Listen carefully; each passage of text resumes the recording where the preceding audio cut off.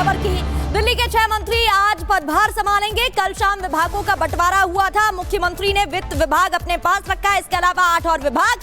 प्रवेश Verma deputy CM, उनके पास शिक्षा, पीडब्ल्यूडी, परिवहन है। आशीष सूद की बात करें तो उनके पास भी गृह, बिजली, शहरी विकास। इसके अलावा आपको जानकारी दे दें, मनजिंदर सिंह सिरसा जो कि भारतीय जनता पार्टी के सिख चेहरा है, वरिष्ठ नेता हैं, उनके पास इंडस्ट्री, खाद्य और आपूर्ति विभाग।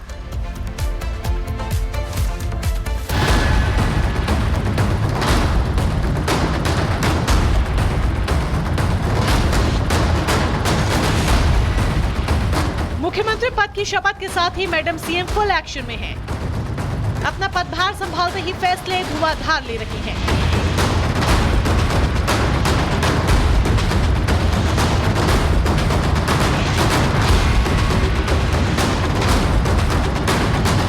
मंत्रियों को विभाग बांटने के साथ ही जनता से किए अपने वादों को पूरा करने में जुट गई हैं। मुख्यमंत्री रेखा गुप्ता अगले 100 दिनों का मास्टर प्लान तैयार कर चुकी है। कैबिनेट की पहली ही बैठक में 2 बड़े फैसले लेकर उन्होंने सबको चौंका भी दिया। इसकी पूरी जानकारी आपको दें इससे पहले अरविंद केजरीवाल का एक बयान आपको सुनाते हैं, क्योंकि पूर्व सीएम के इस बयान का सीधा कनेक्शन सीएम रेखा की चुनौतियों और पहले ही बैठक में लिए अहम फैसलों से जुड़ा है। यमुना को साफ करना दिल्ली सरकार की कितनी बड़ी प्राथमिकता है, उसे इस तस्वीर से आंका जा सकता है, जब शपथ के साथ ही पूरा कैबिनेट यमुना घाट पर नजर आया। साथ ही दिल्ली सरकार ने अपनी चुनौतियों और दिल्ली वासियों के लिए किए गए वादों को अमली जामा पहनाना भी शुरू कर दिया है। कैग की रिपोर्ट्स 14 रिपोर्ट्स पेंडिंग हैं, जो कि पिछली सरकार ने टेबल नहीं की। पहला ही हाउस जो होगा उसमें उन रिपोर्ट्स को पेश किया जाएगा। दिल्ली कैबिनेट की पहली बैठक में 2 बड़े फैसले लिए गए। दिल्ली विधानसभा के पहले सत्र में कैग रिपोर्ट पेश की जाएगी। पहले ही बैठक में आयुष्मान योजना को मंजूरी भी दे दी। आयुष्मान योजना के तहत दिल्ली वालों को 10 लाख रुपए तक का मुफ्त इलाज की सुविधा मिलेगी, जिसे पहले केजरीवाल सरकार ने रोक रखा था। हालांकि आम आदमी पार्टी इससे भी एजेंडा ढूंढ रही है। प्रधानमंत्री जी ने आयुष्मान भारत पूरे देश में लागू है, लेकिन दिल्ली में नहीं करने दी थी। आज उसको लागू करने का प्रस्ताव कैबिनेट ने पास किया। दूसरा, जो कैग रिपोर्ट है 2022 से जैसी 14 कैग रिपोर्ट रोक कर रखी थी। जो परफॉर्मेंस रिपोर्ट थी कैग की, उसमें स्पष्ट हो रहा था कि इसमें गड़बड़ियां हैं। खास तौर पर जो शराब, नीतीश के शराब की सप्लाई का मसला था, उसमें भी गड़बड़ियां पाई गई। दिल्ली की सभी महिलाएं इंतजार कर रही थी कि इस बैठक में 2500 रुपए प्रति माह की योजना पास होगी, लेकिन मुझे दुख है इस बात का कि सरकार बनने के पहले ही दिन भारतीय जनता पार्टी ने अपने वादे तोड़ने शुरू कर दिए। आतिशी का ये सवाल इसीलिए बड़ा है क्योंकि बीजेपी के चुनावी वादों में यमुना की सफाई के बाद 8 मार्च तक महिला लाभार्थियों को 2500 रुपए खाते में डालना अहम वादा था। हालांकि पहले ही दिन दिल्ली की नई सरकार के दनादन फैसलों से ये बात तो साफ है कि अगले कुछ दिनों में ये बड़ा ऐलान भी हो जाएगा। और साफ ये भी है कि खुद को कट्टर ईमानदार कहने वाली पार्टी के आगे आने वाले दिन कितने आसान होंगे, क्योंकि यकीनन आसान नहीं होंगे, क्योंकि केजरीवाल के 10 सालों का चिट्ठा अब खुलने वाला है। Bureau report, Republic Bharat. और बात दूसरी बड़ी खबर की करेंगे, जहां उत्तर प्रदेश के संभल हिंसा मामले में बड़ा खुलासा हुआ है।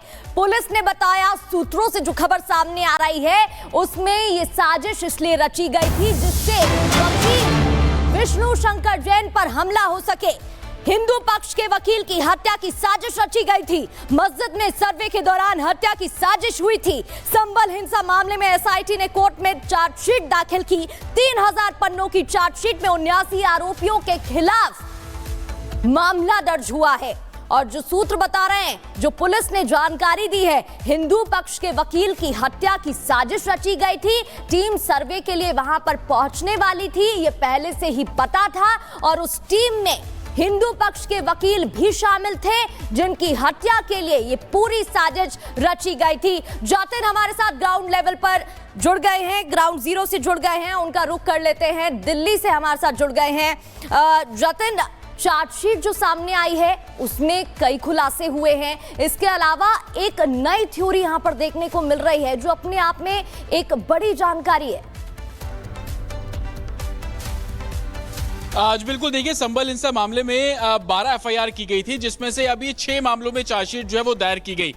3000 पन्नों की चार्जशीट है और उसमें किस तरीके से हिंसा हुई, सर्वे टीम, तमाम जानकारियां जो है वो उसके अंदर दर्ज कराई गई। लेकिन सबसे बड़ी जानकारी जो कि गुलाम की गिरफ्तारी के बाद सामने आई।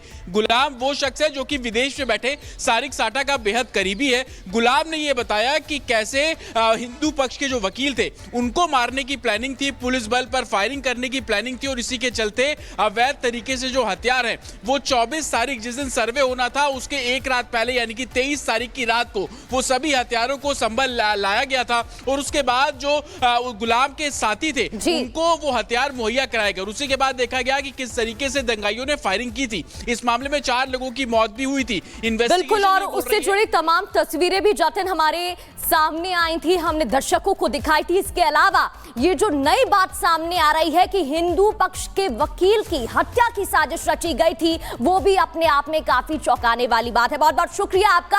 आगे बढ़ते हुए इसी से जुड़ी आपको रिपोर्ट दिखाते हैं, क्या है साजिश की सच्चाई।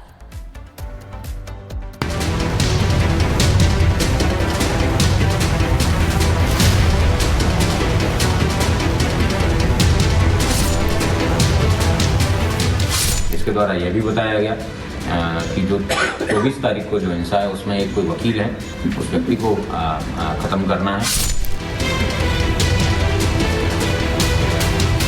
यूपी के संभल में हुई हिंसा के मामले में जैसे जैसे उपद्रवी पकड़े जा रहे हैं, खुलासे पर खुलासे भी नए नए हो रहे हैं। संभल हिंसा मामले में गिरफ्तार गुलाम नाम के एक आरोपी ने अब खुलासा किया है कि 24 नवंबर को हिंसा इसलिए की गई थी क्योंकि टारगेट पर हिंदू पक्ष के वकील विष्णु शंकर जैन थे, जिनकी दंगाइयों ने हत्या करने का प्लान बनाया था। दंगाइयों का प्लान था कि घेरकर विष्णु शंकर जैन पर हमला किया जाए और गोली मारकर उनकी हत्या कर दी जाए।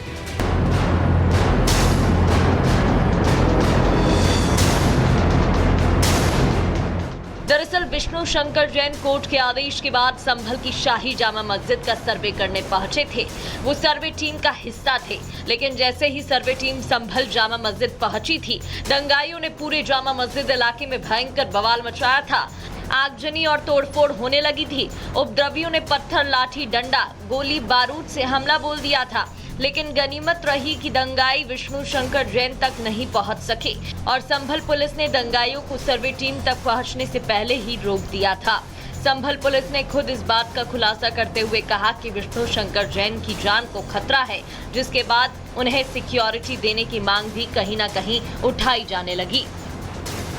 इसके द्वारा यह भी बताया गया कि जो 24 तारीख को जो हिंसा है उसमें एक कोई वकील है जो कि बाहर से आते हैं और वो जगह जगह पे एप्लीकेशन डालते हैं। इनके द्वारा ये निर्धारित किया गया, जब प्लानिंग में असले देने के समय उन्होंने उसको ब्रीफ किया गया था, उसका फोटो भी उनको बताया गया था कि ये इस तरीके का व्यक्ति है, जुलिए का है, इसको जामा मस्जिद के अंदर किसी भी सूरत में पहुंच के उस व्यक्ति को खत्म करना है, उससे देश भर के अंदर हिंसा फैलेगी।